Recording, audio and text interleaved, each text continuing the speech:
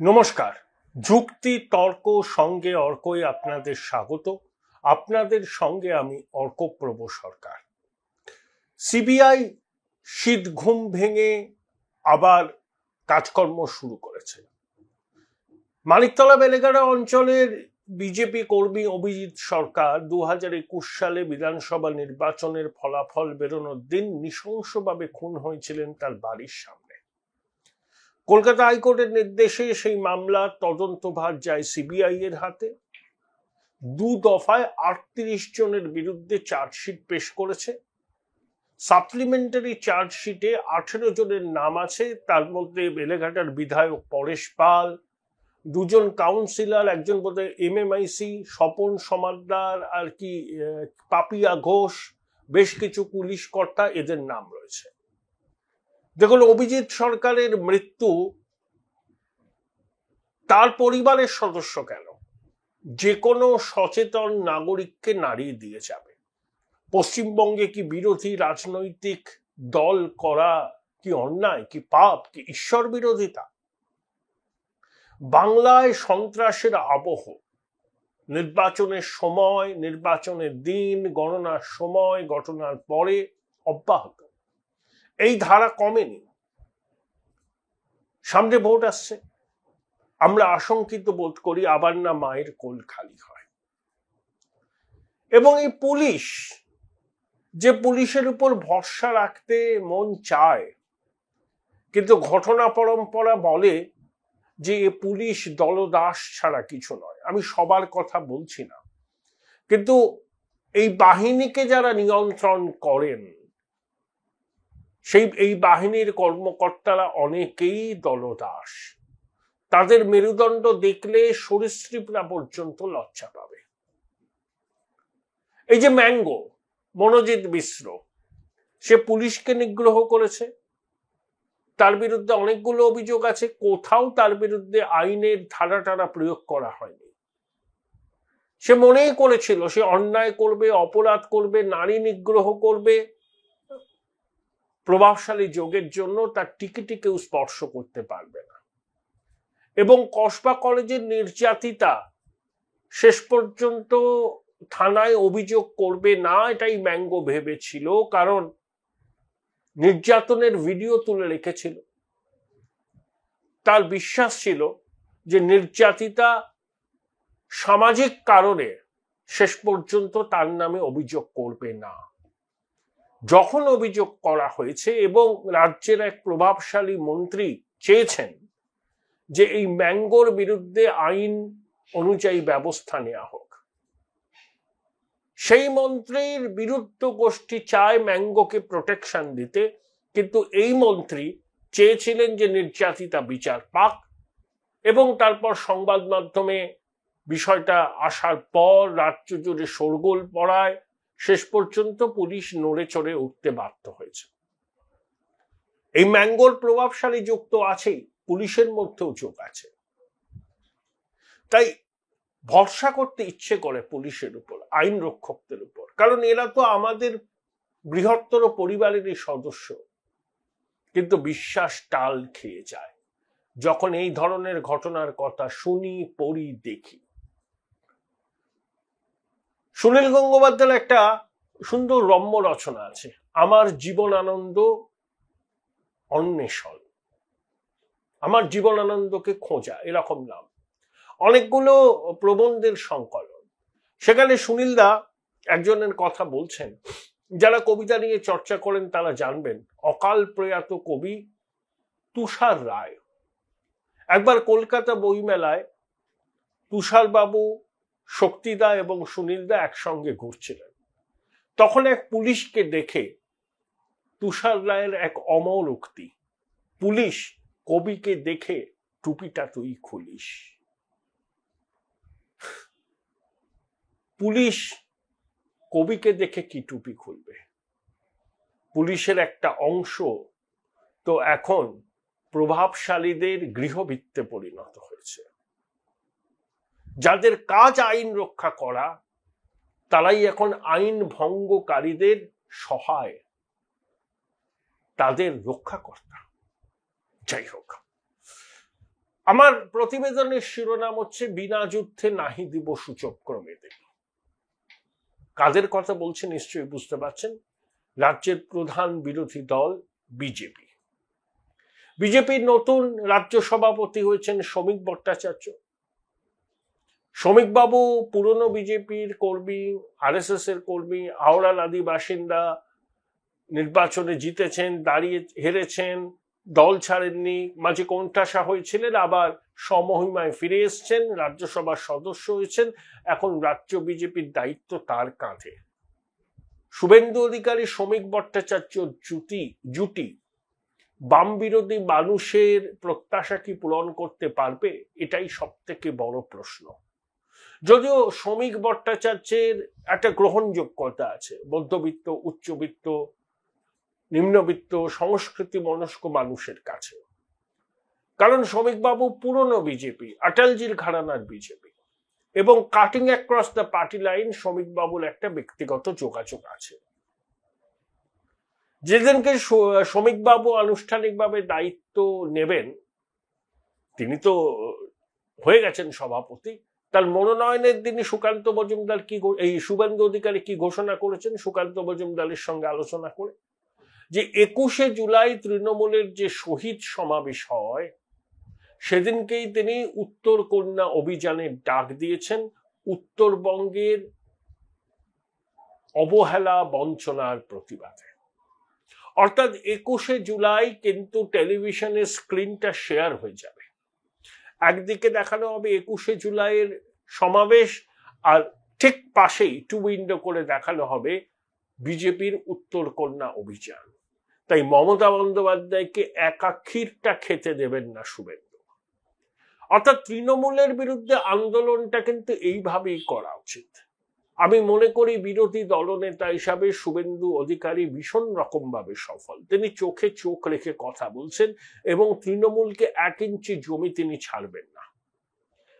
আবার তিলোত্তমার হত্যাকাণ্ডের বর্ষপূর্তির দিন পতাকা ছাড়া নবান্ন অভিযানের ডাক দিয়েছেন শুভেন্দু। বলেছেন যে তিনি তিলোত্তমার বাবা মার কাছে অনুরোধ করবেন তারাও যেন এই নবান্ন অভিযানে সামিল হন। বছর ঘুরতে চললেও সঞ্জয় রায় ছাড়া আর কাউকেই গ্রেপ্তার করতে পারলো না সিবিআই। আসলে 96 ঘন্টা ধরে যেভাবে তথ্য প্রমাণ লোপাট করেছে, তারপরে কংক্রিট এভিডেন্স খুঁজে পাওয়া কিন্তু সত্যিই মুশকিল। কিন্তু পাবলিক পারসেপশন হচ্ছে এই, সঞ্জয় রায় অপরাধী হতে পারে কিন্তু সে একমাত্র অপরাধী নয়। কমন লজিকটা দেখুন, সঞ্জয় রায় একটা সাধারণ সিভিক ভলেন্টিয়ার। সে যদি প্রকৃত অপরাধী হতো তাহলে 96 ঘন্টা ধরে তথ্য প্রমাণ লোপাটের কাজে যুক্ত থাকতেন না টালা থানার প্রাক্তন ওসি অভিজিৎ মণ্ডল, মাতৃজঠরের লজ্জা সন্দীপ ঘোষ এবং তার সাঙ্গপাঙ্গরা। এখানেই তো প্রশ্ন, একজন সামান্য সিভিক ভলেন্টিয়ারকে বাঁচাবার জন্য ওই তথ্য প্রমাণ লোপাট করার প্রয়োজন হতো না। কেউ না কেউ এমন একজন আছেন বা কেউ না কেউ কিছু লোকজন যুক্ত এই ঘটনার সঙ্গে, যাদের পরিচয় প্রকাশ্যে আসলে পাওয়ার্স দ্যাট বি চরম অস্বস্তিতে পড়বে। সেই অস্বস্তিটা ঢাকতেই সত্যিটা যেন বেরিয়ে না আসে, 96 ঘন্টা ধরে তথ্য প্রমাণ লোপাটের অভিযানে সামিল হয়েছিল টালা থানার প্রাক্তন ওসি, তার সহকারীরা, সন্দীপ ঘোষ সহ অনেক এরকম মাতৃজঠরের লজ্জারা। এটা বাস্তব। এর থেকে সরে আসার মতো কোনো কারণ হয়নি। তাহলে 21শে জুলাইয়ের দিনই উত্তর কন্যা অভিযান, তিলোত্তমার হত্যাকাণ্ডের 1 বছর পূর্তির দিন পতাকা ছাড়া নবান্ন অভিযান, শুভেন্দু অধিকারী ডাক দিয়েছেন। অর্থাৎ বার্তাটা খুব স্পষ্ট যে নির্বাচনের আগে যে কটা মাস পড়ে আছে তার মধ্যে উৎসবের মরশুম থাকবে, সেখানে রাজনৈতিক কর্মকাণ্ডে ভাটা পড়বে। তার আগে তৃণমূল বিরোধী আন্দোলনকে তুঙ্গে নিয়ে যেতে চাইছেন শুভেন্দু অধিকারী এবং বিজেপি। কারণ এবারের নির্বাচনের লড়াইটা পশ্চিমবঙ্গের মানুষের কাছে মরণ বাঁচনের লড়াই। কারণ ভোটটা হবে সম্পূর্ণ মেরুকরণের ভিত্তিতে এবং একই সঙ্গে হ্যাঁ মমতা না মমতা এই বিষয়টাকে সামনে রেখেই গণভোট হবে। না মমতা জনতার 90% আশীর্বাদ পাওয়ার লক্ষ্যে নেমেছে বিজেপি। হিন্দু ভোটের মেরুকরণ তাদের পক্ষে হচ্ছে, কিন্তু ক্ষমতায় আসার জন্য যে ক্রিটিক্যাল মাসের দরকার সেটা বিজেপি এখনো পায়নি। এই মুহূর্তে যদি ভোট হয়, এই ব্যবস্থার মধ্যে যদি ভোট হয়, বিজেপি 110-এর বেশি আসন পাবে না। কিন্তু নির্ভুল ভোটার তালিকা, নিরাপত্তার বজ্র আঁটুনি, বুথে বুথে ভিন রাজ্যের সশস্ত্র বাহিনীর পাশাপাশি কেন্দ্রীয় বাহিনী, রাজ্য পুলিশের ভূমিকাকে নির্বাচনের 2 মাস আগে থেকে ন্যূনতম করে দেওয়া, শুধু রাজ্য পুলিশ নয়, রাজ্য প্রশাসনের ভূমিকাকে ন্যূনতম করে দেওয়া, এবং প্রত্যেক মানুষ, বৈধ ভোটার যারা এদেশের নাগরিক, তারা যাতে তাদের গণতান্ত্রিক অধিকার প্রয়োগ করতে পারেন সেটা যদি নিশ্চিত করা যায়, তাহলে পশ্চিমবঙ্গে পালাবদল অবশ্যম্ভাবী। কেউ ঠেকাতে পারবে না, কেউ ঠেকাতে পারবে না, অবশ্যম্ভাবী পালাবদল। কিন্তু এই কন্ডিশন গুলো আছে। তাহলে এই কন্ডিশন ফুলফিল করার দায়িত্ব কোনো রাজনৈতিক দলের নয়, এই কন্ডিশন ফুলফিল করার দায়িত্ব হচ্ছে নির্বাচন কমিশনের।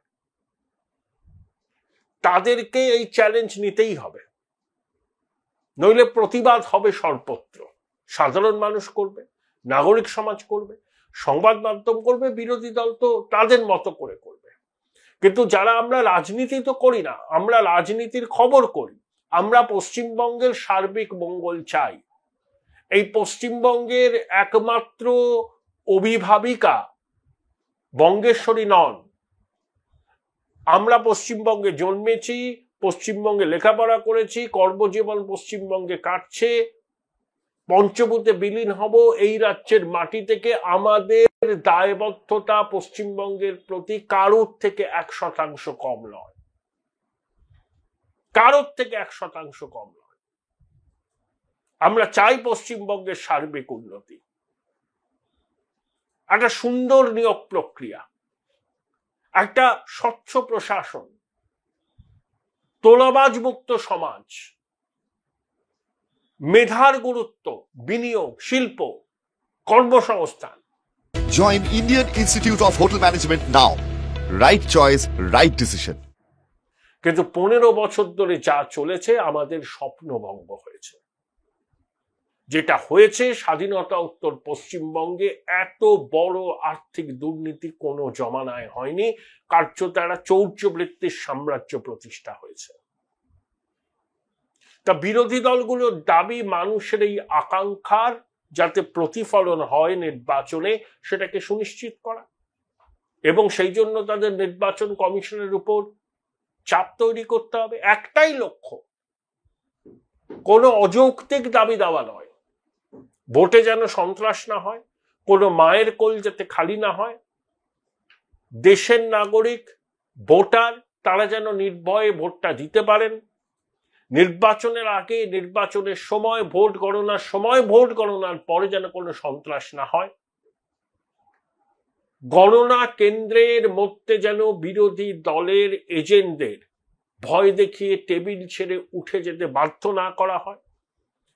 এবং আমি বিরোধী দলগুলোকে বলবো, তারা নির্বাচন কমিশনের কাছে আবেদন করুন যে গণনা কেন্দ্রের ভিতরের ছবি জায়ান্ট স্ক্রিনের মাধ্যমে বাইরে অপেক্ষারত সংবাদ মাধ্যমের যারা থাকবেন, তারা রাজনৈতিক দলের যারা থাকবেন, তারা যেন দেখতে পান। শুধু মাইক আমি অ্যানাউন্স করলাম অমুক রাউন্ডের শেষে অমুক এগিয়ে আছেন, তা করলে হবে না। ভিতরের ছবিটা ঠিক কি, কাউন্টিং টেবিলের ছবিটা কি, সেটা তো সংবাদ মাধ্যমের জানার অধিকার আছে। যে রাজনৈতিক দলের কর্মীরা গণনা কেন্দ্রের বাইরে থাকেন তাদের তো জানার অভিযোগ আছে, এই অধিকার আছে, সেটাকে নিশ্চিত করতে হবে। এইভাবে যদি ভোট হয়, দেখবেন পশ্চিমবঙ্গে পালাবদল হয়ে যাবে। কিন্তু যে মেকানিজম বর্তমানে প্রিভেল করছে তার মধ্যে থেকে যদি ভোট হয়, তাহলে বিজেপি যতই বলুক আমরা ক্ষমতায় আসবো, আসতে পারবে না। 110 থেকে 115টা আসনে তারা থেমে যাবে। তৃণমূল অনেক আসন করবে এই সময় ভোট হলে, 40টা 45টা আসন কমে যেতে পারে, কিন্তু তাও তারা সরকার করবে। সেই সরকার টিকবে কি টিকবে না জানি না, প্রেজেন্ট সিনারিওতে যদি ভোট হয়। কিন্তু নির্বাচন কমিশন যদি পশ্চিমবঙ্গে নির্বাচনের ইতিহাসকে মাথায় রেখে খাতায় কলমে ব্যবস্থা নয়, কার্যকরী পদক্ষেপ নেয়, হাজার কোম্পানি কেন্দ্রীয় বাহিনী মোতায়েন করলেও হবে না কিছু, যদি না কেন্দ্রীয় বাহিনীর ডিপ্লয়মেন্টটা প্রপার হয় এবং কেন্দ্রীয় বাহিনীর ডিপ্লয়মেন্টে রাজ্য প্রশাসনের কোনো ভূমিকা থাকবে না। রাজ্য প্রশাসনের সর্বস্তরের ভূমিকাকে ন্যূনতম করে দিতে হবে নির্বাচনের 2 মাস আগে থেকে। ভয়মুক্ত পরিবেশ তৈরি করতে হবে ভোটারদের মনে, সাধারণ মানুষের মনে, যেখানে 70 বছরে কোনো গন্ডগোলের ইতিহাস নেই সেখানে কেন্দ্রীয় বাহিনীর ভারী বুটের আওয়াজ, আর যেখানে কেন্দ্রীয় বাহিনীর মোতায়েন খুব জরুরি সেখানে সময় মতো কেন্দ্রীয় বাহিনী থাকে না। এটা বাস্তব, আমরা দেখেছি। এটাকে এনশিওর করতে হবে কমিশনকে। ধরুন একটা বিধানসভা কেন্দ্রে সাপোজ আমি বললাম 1000টা বুথ আছে, আপনি দেখলেন 950টা বুথে পিসফুল ইলেকশন, কিন্তু 50টা বুথকে বেছে নেয় শাসক দল অনেক ক্ষেত্রে, যে বুথগুলোতে তারা ম্যাল প্র্যাকটিস করে, এবং সেই বুথের ফলাফলই বিধানসভা কেন্দ্রের ফলাফলকে নির্ধারণ করে। এগুলো কমিশনকে জানতে হবে এবং বিরোধী দলের দায়িত্ব হচ্ছে তথ্য প্রমাণ দিয়ে কমিশনের কাছে যাওয়া, তাদের উপর চাপ সৃষ্টি করা। একটাই লক্ষ্য, পশ্চিমবঙ্গের প্রকৃত ভোটার এবং যারা দেশের নাগরিক তারা যেন গণতান্ত্রিক অধিকারটা প্রয়োগ করতে পারে। মমতা বন্দ্যোপাধ্যায় যেভাবে রাজনীতি করেন, শুভেন্দুবাবু ঠিক সেই পথে নিয়েছেন যে 1 ইঞ্চি জমি ছাড়বো না, বিনা যুদ্ধে 1 ইঞ্চি মেদিনী ছাড়বো না, শাসককে চোখে চোখ রেখে কথা বলবো, সেটা ঠিক আছে, এই লড়াই তো চলবে মাঠে ঘাটে। কিন্তু নির্বাচন তো একটা মহাযজ্ঞ, এটা তো যুদ্ধ মহারণ, তার তো কিছু কৌশল প্রকরণ আছে। সেই কৌশল প্রকরণ গুলো তো শাসক দল অ্যাপ্লাই করবে, তো বিরোধী দলকেও করতে হবে। কমিশনের হাতেই কিন্তু নির্বাচনের সবকিছু, তাদেরকে ব্যবস্থা নিতে বাধ্য করতে হবে একটাই লক্ষ্যে, সুষ্ঠু রক্তপাতহীন অবাধ নির্বাচন, যাতে কোনো ভয় ভীতি বল প্রয়োগের অভিযোগ না ওঠে। সারা ভারতবর্ষ যে পথে হাঁটছে নির্বাচনের সময়, আমাদেরকেও সেই পথে হাঁটতে হবে। এটা কিন্তু শেষ সুযোগ। এই শেষ সুযোগটা যদি আমরা হাতছাড়া করি, আর কোনো দিন মাথা তুলে দাঁড়াতে পারবো